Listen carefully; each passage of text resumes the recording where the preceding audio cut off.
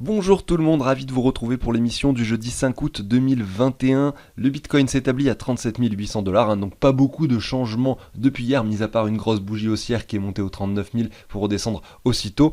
Vous avez vu le graphique hier avec moi, on est plutôt sur une tendance qui pourrait s'amorcer relativement baissière, pour revenir sur un seuil de prix aux alentours des 34 à 32 000 pour qui sait peut-être derrière avoir une poussée. En tout cas, c'est un des scénarios envisageables que l'on regarde sur la chaîne. Ensuite, on a un Ether qui est situé aux alentours des 2600 $, le BNB aux alentours des 328 $.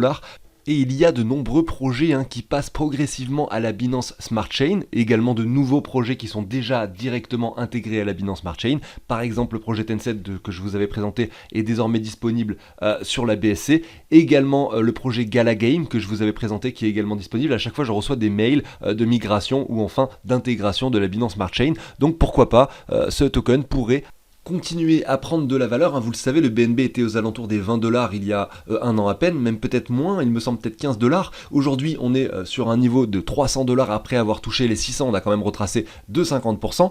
Et si de nombreux projets continuent à rejoindre la Binance Smart Chain, il est fort possible que son prix continue à augmenter, puisque de nombreuses personnes devront acquérir du BNB pour pouvoir acheter des tokens, échanger, faire des transactions sur le réseau de la Binance Smart Chain, et c'est donc une des raisons logiques qui pourrait faire augmenter encore son prix. Alors, je retourne sur une news que vous n'avez pas dû manquer courant de cette semaine. En effet, l'Ethereum donc a une mise à jour qui est donc en cours, qui s'appelle London. Ils s'amusent, en tout cas les développeurs, à donner des noms de capital pour chaque petite mise à jour qu'ils effectuent sur la blockchain d'Ether.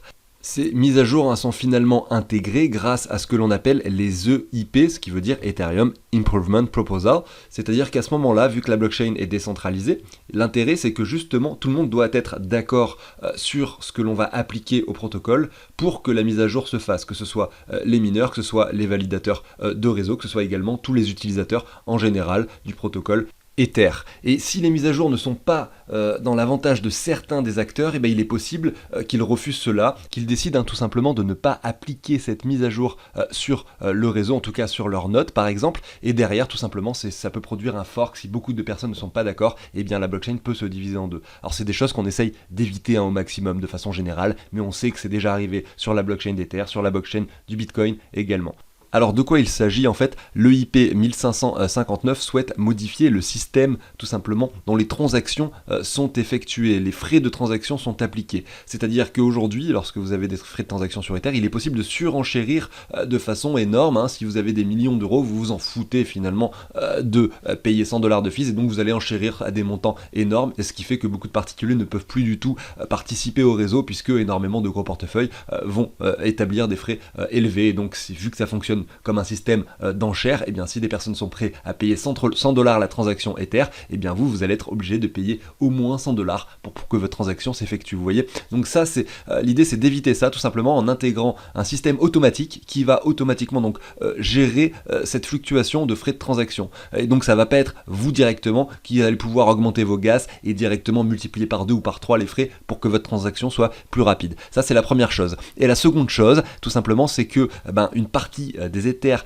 qui vont être utilisés pour payer les frais de transaction seront brûlés, tout simplement. Donc aujourd'hui, on sait que la supply, donc la quantité maximale d'Ether qu'il y aura, n'est pas définie clairement. Malgré tout, ce qu'ils expliquent ici dans cet article, c'est que à terme, l'idée générale, c'est de réduire au fur et à mesure et au cours du temps la quantité totale d'Ether grâce à cette EIP 1559. Imaginez qu'un jour, la quantité d'Ether brûlée soit plus importante que la quantité d'Ether créée, et à ce moment-là, tout simplement, forcément, la quantité d'Ether diminue au cours du temps, cet actif se raréfie, et donc sa valeur augmente de façon mécanique et naturelle. J'en ai fini avec cette introduction un petit peu différente de ce que je fais d'habitude. N'hésitez pas, au passage, si le contenu vous plaît, à vous abonner, à liker, bien sûr, à activer la petite cloche pour ne pas manquer les émissions quotidiennes. Et moi, je vais continuer juste après l'intro avec le Bitcoin et probablement quelques cryptos qui ont des graphiques intéressants. A tout de suite.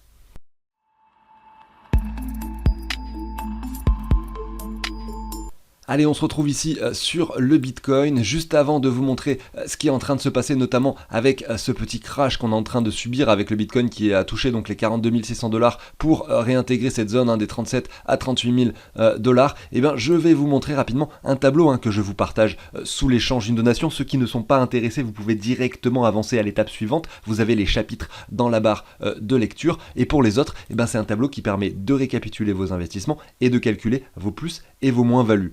Vous avez sur ce tableau plusieurs onglets. Vous avez un onglet où vous allez entrer toutes vos cryptos. Donc celui-ci par exemple, moi j'en ajoute une ici sur cet exemple fictif d'un portefeuille. J'ajoute AAVE, regardez son prix s'affiche tout seul. Je peux mettre, regardez le token Tencent, le projet que j'avais présenté par exemple. Automatiquement son prix vient s'afficher ici en dollars et en euros. Et derrière, il s'ajoute également les tokens sur le tableau de bord et sur cet onglet qui s'appelle valeur sur échange.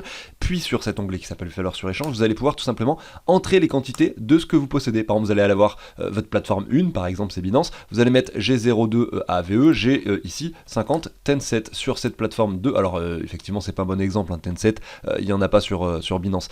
Vous allez sur la plateforme 2, vous possédez 0,1 AVE et par exemple 5 Tencent, je dis n'importe quoi. Bref, vous avez compris, derrière ça vous dit sur le tableau de bord automatiquement ce que vous avez, ça fait l'addition, ce que vous possédez de chacune, leur valeur en dollars et leur valeur en euros, ce que ça représente par rapport au portefeuille total ici.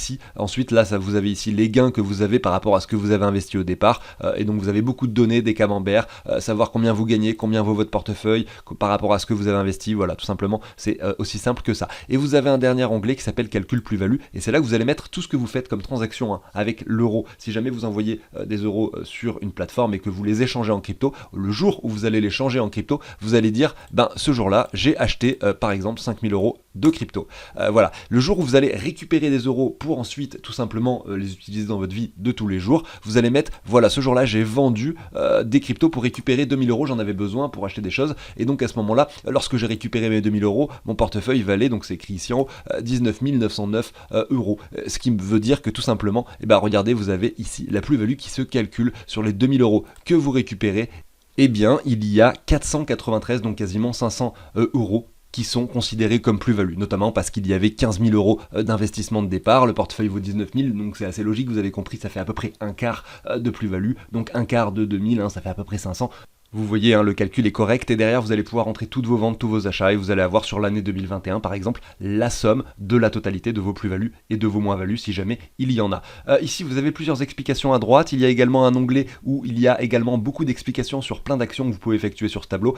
Vous allez voir, j'ai un tuto vidéo que je fournis avec qui est très bien fait et qui explique déjà tout ça, mais bon, c'est juste au cas où, vous avez également ces explications et mon mail, si vraiment il y a des choses que vous n'arrivez pas à faire, vous pouvez tout simplement m'envoyer un mail et moi je peux même prendre la main sur votre tableau jusqu'à ce que tout fonctionne chez vous. Voilà, donc c'est un tableau sur Google Sheet, il y a dans la description le lien pour les donations pour l'obtenir, il y a également le lien d'une vidéo qui vous amène sur une explication donc du tableau plus détaillée que celle que je viens de faire aujourd'hui, et ceci étant dit, je vais continuer directement avec la suite. Alors j'ai déjà fait une analyse assez complète du Bitcoin depuis le début de la semaine. Lorsque nous sommes venus ici et qu'on était en zone de surachat, je vous avais dit attention, le scénario bullish qui pourrait amener le Bitcoin sur ce niveau des 50 000 est quand même très très peu probable, notamment parce que nous avions un joli V-bottom ici, avec des plus bas de plus en plus bas, avec une zone de surachat ici en daily. Il était fort à parier que nous allions retracer. Alors le retracement a commencé et peut-être pas terminé, on a eu certes une bougie verte sur la journée d'hier, regardez ici, chaque bougie représente une journée. Si on reprend cette hausse qui a donc amené le Bitcoin de 28 ici à 42 000 $ et qu'on se met un Fibo, on voit qu'on est revenu tester les 38,2 dans un premier temps. Vous savez, c'est le premier palier, le 38,2. Et regardez, on l'a méché 3 fois pour rebondir avec une bougie verte à cet endroit-là. Et derrière, on est en train de dessiner à nouveau une bougie rouge ici en daily, à voir si on serait pas prêt justement à la casser par le bas. Et si c'est le cas et qu'on clôture en daily en dessous, des 37 300 $, il est fort à parier que nous reviendrons très rapidement sur le niveau des 34 000 à 32 000, donc dans cette zone de rechargement qui se situe un petit peu plus bas. On va aller zoomer sur le graphique du Bitcoin en 4 heures parce que je trouve que c'est assez intéressant de regarder des time frames plus courts, notamment sur le graphique actuel, puisque regardez, lorsque nous avions eu cette poussée du Bitcoin, donc de façon très très simple, on peut constater que là nous faisions donc une tendance plutôt haussière avec des plus hauts qui étaient plus hauts et des plus bas moins bas, tout simplement. Et là, qu'est-ce qu'on a vu sur le RSI? Regardez, sur le 4 heures, eh bien nous avions un RSI décroissant, hein. Regardez ici avec finalement un RSI qui diminuait au cours du temps avec un cours qui grimpait. En plus, nous sommes venus toucher cette ligne jaune de résistance que j'ai tracée déjà depuis bien longtemps. Donc il y avait une confluence, on va dire, entre un RSI qui commençait à ralentir, en plus une ligne de résistance, hein. Malgré tout, on n'avait aucune confirmation avant d'arriver sur ce point-là. Regardez, je vous le trace ici. Je vais mettre une ligne horizontale sur le RSI à cet endroit-là. Donc elle est jaune. Je vais supprimer cette ligne en dessous là. Vous voyez. Et donc on est venu la breaker, la casser par le bas à cet endroit-là. Lorsque nous avons dépassé cette ligne-ci. Sur le cours, c'était cette bougie rouge-là. Vous voyez. Donc qu'est-ce qui s'est passé là? Nous avions un M qui s'est dessiné sur le RSI. Le cours était croissant pendant cette période. Et là, nous avons eu la confirmation baissière à cet endroit-là lorsque nous étions finalement sur le bas de cette trendline. Là, c'était tout simplement le signal qui nous indiquait que le marché était prêt et probablement à aller plus bas. C'est chose due, hein, finalement, c'est ce qui s'est passé. Nous sommes revenus au 38,2 de Fibo de toute cette hausse. Hein. Je peux vous retracer le Fibo que je vous avais mis tout à l'heure. Voilà, regardez, nous avons touché pile poil les 38,2. Et là, voilà, à voir ce qui va se passer. Est-ce que nous sommes prêts à aller chercher un des niveaux plus bas, hein, ici dans la zone de rechargement? Peut-être qu'on attendrait de voir ici en 4 heures une divergence similaire à celle que je vous ai montrée ici, mais dans l'autre sens, hein, pour espérer avoir un marché haussier par la suite. En tout cas, ce qui est sûr, c'est que pour quelqu'un qui souhaite investir dans le Bitcoin, les zones ici entre les 34 000 et les 32 000 sont très intéressantes. Malgré tout, si vous avez toujours le doute et si vous avez toujours la peur de ne pas réussir à acheter, puisque admettons qu'on ne vienne pas jusqu'à ces niveaux-là, vous risquez d'être déçu, peut-être que consacrer, par exemple, vous voulez mettre 1000 euros, consacrer 100 euros sur les cours actuels reste pertinent, puisque vous vous dites que voilà, au moins, si jamais ça monte, eh ben, j'aurai toujours acquis un petit pourcentage de ce que je souhaitais à la base. Et si jamais on descend ici, bah, vous pouvez recharger avec des sommes un peu plus conséquentes, tout en gardant peut-être 20% de liquidité au cas où si le marché devait être un petit peu plus bearish. Voilà, je crois qu'il faut que je charge mon ordinateur, je vais le faire rapidement. Ça y est, l'ordinateur est en charge, on est ok. Voilà pour le graphique du Bitcoin ici, on va désormais aller jeter un œil à quelques cryptos. On va tout d'abord jeter un œil à VeChain, donc VET, par rapport au Bitcoin ici, je suis en 4 heures, je vais dézoomer en hebdomadaire. Qu'est-ce qu'on observe sur ce graphique? On peut voir que par rapport au Bitcoin, cet actif avait été bullish ici tout d'abord au mois de juillet 2020. Il était passé de 47 Satoshi à environ 217 Satoshi, soit une hausse, si on regarde un petit peu là-dessus, de 300%, donc x4, du coup par rapport au Bitcoin, alors que le Bitcoin ne faisait rien pendant cette période. On est d'accord, hein, là c'était mois d'août 2020, voilà, il était en train de stagner, on va dire. Derrière, qu'est-ce qui s'est passé? Il y a eu ce crash qui a eu lieu lorsque le Bitcoin, en revanche, là, a augmenté. Ce qui veut dire que par rapport au dollar, le VET a probablement pas perdu beaucoup de valeur. Il a perdu beaucoup de valeur par rapport au Bitcoin, parce que ce dernier a pris de la valeur. Et derrière, qu'est-ce qui s'est passé? C'est l'altcoin dominance qui a augmenté, les altcoins en général qui ont surperformé par rapport au Bitcoin début d'année 2021, et le VET est allé chercher vraiment des sommets vraiment importants aux alentours des 470 Satoshi. Et derrière, on subit ce retracement actuellement qui vient nous permettre tout simplement d'avoir une opportunité supplémentaire pour acquérir du VET, puisque regardez, nous revenons tester pile poil cet ancien sommet. Est-ce que c'est le point optimal pour acheter du VET? Est-ce que je suis sûr que nous allons ensuite aller faire un nouveau sommet, etc.? Non, je ne sais absolument pas ce qu'il va se passer. Ceci dit, les niveaux actuels sont relativement pertinents, beaucoup plus que lorsque nous avions eu des bougies vertes ici et que nous avions eu envie probablement de FOMO parce que nous savions que ce projet était à potentiel et que nous n'avions pas acheté au préalable. Là, désormais, on peut potentiellement initier un achat, parce que si on regarde toute cette hausse, on est revenu ici aux alentours des 61,8 de Fibo. Les 61,8 de Fibo représentent pile poil, hein, regardez cette ligne de support que j'ai tracée. Nous avons la zone de rechargement qui se situe ici un petit peu plus bas, lorsqu'on le regarde hein, ici par rapport au Bitcoin. C'est pas sûr du tout que l'on y revienne et qu'on s'installe à l'intérieur, puisque vous voyez, ça voudrait dire qu'on vient casser ce sommet et finalement qu'on retrouve quelque chose d'un petit peu plus bearish qu'actuellement. Malgré tout, si on y va, ça sera une opportunité supplémentaire. Donc se mettre des paliers d'achat dans ces zones-là semble très pertinent pour le VeChain. On va aller voir du coup son cours par rapport au dollar. Je suis ici sur le graphique du VET par rapport au dollar sur la plateforme Binance. On a un cours du VET qui était passé ici aux alentours du 16 novembre, il valait donc 1,3 centimes, il a touché ici les 27 centimes, donc quasiment x27, on va dire approximativement x20 pour ce token, c'est quelque chose d'assez énorme, hein. Vous imaginez investir 50 euros et obtenir donc 1000 euros quelques mois après, c'est quand même quelque chose d'assez incroyable, et derrière on a un cours qui retrace énormément, ce qui est logique, hein. Il ne faut pas se dire que quand on a une crypto, en fait, des fois il y a des personnes qui rejoignent les cryptos au pire moment, c'est-à-dire quand elles sont très très hautes, au niveau des prix et qui les voient baisser de façon énorme. Et ils se disent mais en fait c'est n'importe quoi, c'est hyper volatile, ça veut absolument rien dire puisque le prix vaut du simple au double d'un mois à l'autre. En fait ce qu'il faut comprendre, c'est que quand on a une poussée extrême comme celle-ci, il y a forcément des gens qui prennent énormément de profit. Il y a des gens qui se disent bah là c'est bon, je revends, je prends mes profits, j'ai fait mon x20, je prends mon argent, tout simplement. Et ces personnes qui ont rejoint après la blockchain et les cryptos et qui ont investi justement au pire moment et qui voient leur portefeuille se diviser par deux, eh ben, ont tout simplement de façon mécanique donné leur argent aux personnes qui elles avaient acheté avant et qui ont revendu à ce moment-là. Alors là je parle simplement de spéculation. Évidemment les personnes qui ont acheté du VET ici à 20 centimes et qui veulent le garder pour du très long terme feront probablement une affaire. Mais si vous spéculez sur du court terme, quand ça passe de 20 ici à 5 centimes, peut-être que vous vous dites mince alors, j'ai divisé mon investissement par 4, c'est pas fait pour moi, je revends tout et j'arrête tout. Là, dans ce cas-là, c'est dommage, c'est-à-dire que vous avez investi uniquement dans l'optique de faire de l'argent rapide. Alors, il y a des traders, dont c'est leur métier de faire ça, mais c'est très très compliqué. Investir uniquement pour revendre la semaine d'après, ou un mois après, ou 2 mois après, c'est ce qu'on appelle du trading, et là, c'est quand même pas hyper simple. Donc voilà, l'investissement long terme, le fait de se renseigner sur les projets, de savoir de quoi est fait le projet, à quoi sert la blockchain, et en quoi ça peut améliorer notre vie de tous les jours, là, on investit sur un projet en étant persuadé de quelque chose, en ayant une conviction, et c'est à ce moment-là que vous allez probablement faire les meilleurs profits, je pense. En tout cas, c'est mon avis personnel. Aparté terminé, ceci étant dit, lorsqu'on est convaincu de quelque chose et quand on veut absolument investir dans quelque chose, il est toujours quand même intéressant de regarder son graphique pour essayer de trouver les meilleurs points d'achat pour le long terme. Et ici, quand je vois ce graphique, je me dis qu'il y avait des très bons points d'achat avant, mais bon, on va pas parler du passé, parlons du présent. Il y a eu cette poussée et ce retracement que l'on est en train de vivre, avec cette fois-ci par rapport au dollar, en effet un cours qui se situe pile poil dans la zone de rechargement. Alors on l'a vu par rapport au Bitcoin tout à l'heure, c'était pas le cas, on n'était pas encore dans cette zone de rechargement, donc on pourrait avoir un cours qui devient un petit peu plus bearish, notamment parce que ici, regardez, à chaque fois on fait des plus bas en weekly, regardez, on n'a pas encore, ici il faudrait qu'on vienne casser cet ancien point pour estimer que nous faisions plus, peut-être de plus bas, avec finalement des plus hauts qui sont plus hauts que les précédents, ça serait déjà un bon début, mais vous voyez, c'est pas encore le cas, et donc on pourrait s'attendre, notamment sur le graphique précédent, si jamais le marché devait être, par rapport au Bitcoin, retourné dans la zone de rechargement, à un actif qui continue à descendre. Donc lisser ces achats entre le prix des 8-10 centimes à ici, si on descend un petit peu plus bas aux alentours des 90, entre 4 et 2 centimes, voilà, ce sont des points d'achat qui sont pertinents avec des niveaux intéressants pour de l'investissement moyen-long terme. Vous le voyez directement sur ce graphique. L'autre chose qui est intéressante à constater ici, quand je regarde ce graphique par rapport au dollar, c'est que ici nous avions eu un sommet très important. Il faudrait que je me mette en logarithmique parce que là le graphique est très compressé, vous allez mieux comprendre ce que je veux dire. Voilà, en logarithmique on voit mieux la poussée précédente qui avait eu lieu